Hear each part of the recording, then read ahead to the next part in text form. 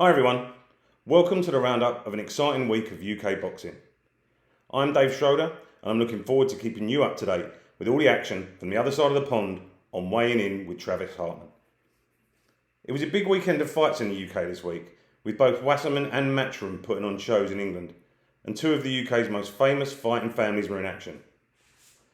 We started on Friday with Chris Eubank Jr.'s cousin Harlem Eubank, looking to extend his unbeaten start to 19-0 against a durable German Timo Schwarzkopf at 140 pounds. This was a pretty big step up for Eubank, who is looking to step out the shadow of his more famous cousin and uncle, with Schwarzkopf having gone the distance with Jack Catterall previously and never having been stopped in a pro career of over 30 fights.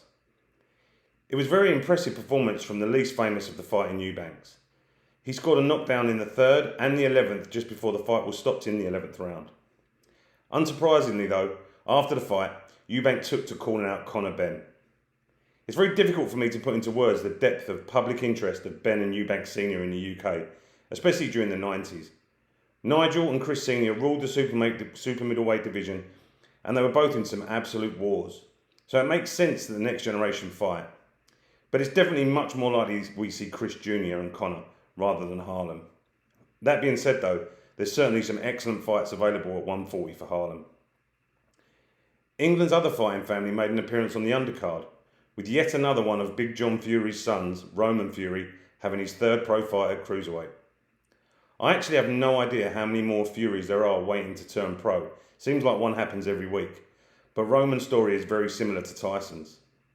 About 4 years ago, he blew up, got really fat, got up to 275, and in an attempt to lose some weight, he started training with Tyson and Tommy. He had no amateur background, and he got down to 200 pounds and turned pro. On Friday, he scored his first stoppage victory and his 3rd overall. Understandably, Team Fury are moving him pretty slowly. His 3 opponents so far have a combined record of 32 and 61. But this stoppage was a good one, and surely there's no shortage of undercards for him to fight on as he moves through the ranks.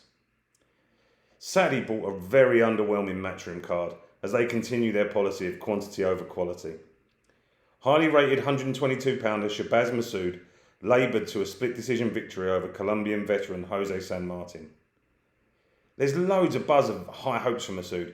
People talk of him as having world championship potential, maybe at multiple weights, but this was definitely not his best showing. The decision wasn't a robbery, but there was definitely a hint of hometown about the decision. I scored the fight and had it for San Martin by 1 point, but I could see how others could have given it to Massoud, so no complaints overall.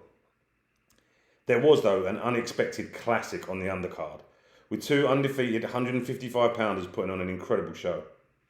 Ishmael Davis is a natural switch hitter, and he took on the much taller Evan McKenzie. Neither of these two really have got kind of one-punch knockout power, but the early rounds saw them trade in an all-action start. Davis was landing the heaviest shots throughout, broke McKenzie's nose as well as closing his left eye, and the fight became a battle between McKenzie's heart and work rate and Davis's more precise, harder hitting work, particularly with the uppercuts. In all honesty, the fight should have been stopped in the 5th, but the ref allowed them to carry on after a kidney punch, and then McKenzie's corner threw in the towel in the 8th. It was my favourite fight of the week by far, and it was a breakout performance for Davis. Definitely worth a watch if you can find it on YouTube. It was a fun fight. Looking forward, we've got a great card next week with undefeated featherweight Nick Bell fighting former world champion Isaac Dogbo. I'm a big Dogbo fan. I really enjoyed watching his career, and this is a final eliminator for the WBC belt, so I'm confident it's going to be an excellent fight. And then, just on the horizon, Thanksgiving weekend, we have the Katie Taylor-Chantel Cameron rematch. I'm really looking forward to this fight. Cameron was superb in taking the belts from Taylor, and after a few wars in her most recent fights, I think this could be one fight too many for the Irishwoman. So that's the UK roundup. Look forward to speaking to you again next week. Back to Brandon and Weekend Trav.